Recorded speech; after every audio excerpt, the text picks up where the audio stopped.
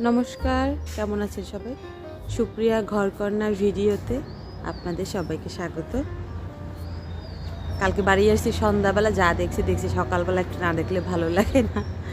তো মা ওরা হচ্ছে এই লাউ গাছে যে হয়েছিল অনেক পরিমাণে, এখান থেকে কিছু কেটে খাইছে, ডোকা এবং পাতা।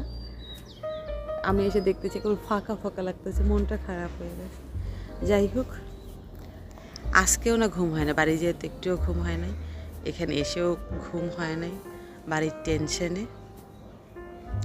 কি আর করার, কিছু করার নাই। হ্যাঁ, মানুষের তো নিজের অভ্যাসে ফিরতে হবে, নিজের পরিবারে ফিরতে হবে, সব কিছুই তার সময় অনুযায়ী, নিয়ম অনুযায়ী চলবে। যাই হোক, চলুন ভিডিওটা এখান থেকে শুরু করছি। স্যারে অফিস যাবে আজকে, যেহেতু রবিবার, তার জন্য আমি তাকে একটু সকালের খাবার দাবার রেডি করে দিতেছি। হয়তো বা লাঞ্চ নিবে না, আমার একটু চাপটা কম। দেখা যাক কি করি, কি খাওয়া দাওয়া হয়। চলুন এখান থেকে ভিডিওটা শুরু করি, আশা করি ভালো লাগবে। সকালবেলার আজকে মেনুটা সবারই পছন্দের, স্যারেরও খুব পছন্দের।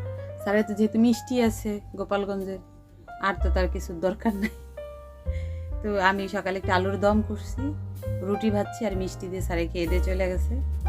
মা মাত্র ঘুম থেকে উঠলো, আমি আবার গোপালের ঘুম থেকে তুললাম, অন্য যে কাজ ছিল কতগুলি কাপড় চোপড় ধুইলাম। এখন রান্না করে আসছে আমাদের জন্য রুটিগুলো সেঁকতে, তারপর আমরা এখন খাবো।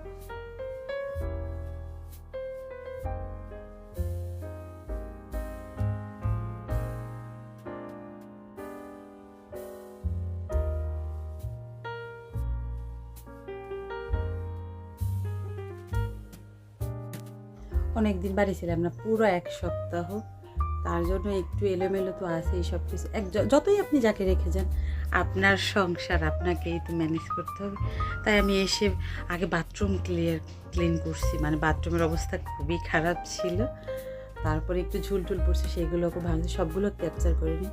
আমি যাওয়ার পরে মা নাকি মাত্র একদিন স্নান করছে, তাই গরম জল করে আগে মাকে স্নান করালাম। আমি ভাত বসাইয়া দিছি, অনেক কাপড় চোপড় ধুইছি। আমি বাড়ি থেকে কিছু কাপড় চোপড় আনছি, সেগুলোকে একটু রোদ্দুর দিয়ে আমি এসে ভরবো, আলমারিতে ভরবো। ওগুলোকে আমার ধোয়া লাগে নাই। আর করতেছি হচ্ছে মায়ের বিছনাটা একটু ঝাড় দিলাম, বেডশিটটা একটু ধুইয়া দিলাম। দেখেন, আপনি হয়তো একজনকে রেখে যান যাতে মায়ের একটু দেখাশোনা হয়, সে যে আমার মতো কাজ করবে তা তো না। যথেষ্ট করছে সে, তাকে রেখে যায়, বিশ্বাসযোগ্য একজন মানুষকে রেখে যায়, এটা বড় ব্যাপার। তো তার জন্য আমি এখন একটু রান্নাবান্না করব, এখন সাধারণভাবে রান্না করব, দেখা যায় কতটা কী করতে পারি। আর এই কদিনই কিন্তু আমি কারো ভিডিও দেখতে পারিনি, এখন থেকে আমি আবার সবার ভিডিও দেখা শুরু করেছি, কাজ করতেছি আর ভিডিও চলতেছে পাশাপাশি। যাক, এভাবেই শুরু করি। আসার পর থেকে শুধু একটার পর একটা করতেই আছি কাজ। বেজে গেছে 3:30, মার খাওয়া হয়ে গেছে। আমি সব কিছু গোছাই এখন খেতে যাও, প্রচুর ক্ষুধা লাগছে। একটু ফুলকপি, আলু আর পাবদা মাছ দিয়ে তরকারি রান্না করছি, আর হচ্ছে কালকের একটু তরকারি ছিল, এই এখন খাই, বাকিটা পরে দেখা যাবে। বাহ, আবারও সারপ্রাইজ! সে আমার জন্য আবারও ফুল গাছ নিয়ে আসছে। আমি বেসিক্যালি এত খুশি হই না যদি না এরকম মনের মতো কিছু হয়। খুবই ভালো লাগতেছে। আমি প্রচণ্ড পরিমাণে ফুল পছন্দ করি, খুবই পছন্দ করি। তাই সে আবারও আমাকে সারপ্রাইজ দিল ফুল গাছ এনে। এখন এগুলোকে আমি লাগাবো। আমার খুব ভালো লাগে, গাছের ফুল ছিঁড়তে অতটাও ভালো লাগে না যতটা দেখে আমি শান্তি পাই। ব্যাস, মাটির অভাব বাড়িতে, বালি তো চারপাশে, কিন্তু আমি এই এদিক ওদিক ঘুরিয়ে ফিরিয়ে চেষ্টা করতেছি। মোটামুটি যে গাছগুলো বানাইছি, যদি সবগুলো ফুল ফোটে দেখতে কিন্তু দারুণ লাগবে। এই তো এইখানে দিছি, যেখানে আগে 2টা গাছ লাগাইছিলাম, এখানে আর বাকি 4টা লাগাইছি। 6টা গাছের ফুল যখন একসাথে ফুটবে কি সুন্দরই না লাগবে। আর এই পাশে দেখেন ছোট ছোট ওই আম কদম না, আবার চারা উঠছে অনেকখানি। এদের এই চারপাশে ছড়াইয়া দিলেই না দারুণ লাগবে, সারা বছরই না ফুল পাওয়া যাবে। অনেক ভালো লাগে এগুলো যত্ন করতে।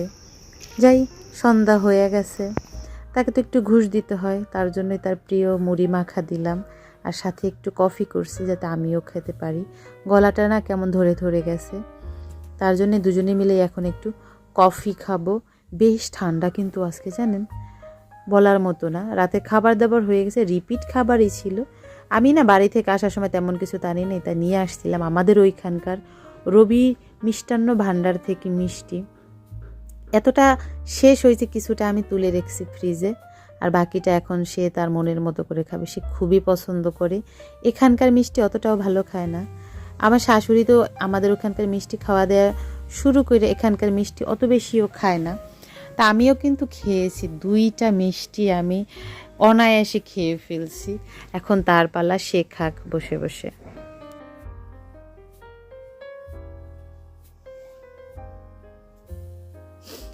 রাতের খাবার দাবার হয়ে গেছে। গ্রাম আর শহরের ঠান্ডার একটু পার্থক্য আছে। বাড়িতে কিন্তু বেশ ঠান্ডা ছিল, মানে আমাদের বাড়িতে। এখানে তুলনামূলকভাবে একটু ঠান্ডাটা কম। যখন সত্যভাবে ছিল কিছুটা, কিন্তু গ্রামের মতো অতটা না। কিন্তু আমার শীতের দিনটা ভালো লাগে। অনেকে পছন্দ করে না শীতের দিন, কিন্তু বেসিক্যালি আমি শীতের দিন অনেক পছন্দ করি। এবার বাড়ি থেকে কিছুই আনতে পারিনি। যেদিন মাকে ডাক্তার দেখাতে গেছিলাম, পরে মার্কেটের ভিতর দিয়ে যাওয়া লাগে, ওই সময় আমার একটু চাদর পছন্দ হয়ে গেছিল। এই চাদরটা নিলাম, এটা অ্যাশ কালারের ভিতরে। এটা অনেকটা বেলভেটের মতো, হাত দিলে লাগে, কিন্তু আবার বেলভেটও না, সে সেরকম আছে। এটা বেশ ভালো, আরামদায়ক, খুবই পছন্দ হয়েছে আমার।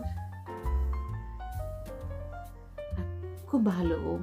এটা যতটা ওম আছে, এটা এতটা শীত আর কি শহরে নাই। তারপরও নিছি, মাঝে সাঝে বের হওয়া যাবে। আর আমার প্রচুর পরিমাণে চাদরের শখ, আমি অনেক চাদর আছে আমার, আরও কিনি। আরেকটা, এই একটা নিছি, এটা মেরুন কালার, সাথে এটা অরেঞ্জ না, এটা ঘিয়া কালার বললে যেটা, এটা বেশ ভালো লাগছে। সব থেকে বেশি পছন্দ হয়েছিল আমার কাকির একটা চাদর, কিন্তু সেই চাদরটা পাই নাই। এই চাদরটার মাঝখানে এই স্টোনটা, আমার আবার এই স্টোন পছন্দ না, স্টোন ছাড়া এমনি কিন্তু ভালোই লাগছে। আর যথেষ্ট পরিমাণে এটা মোটা, গায়ে দিলে একটা উই লেন্সের একটাই থাকে।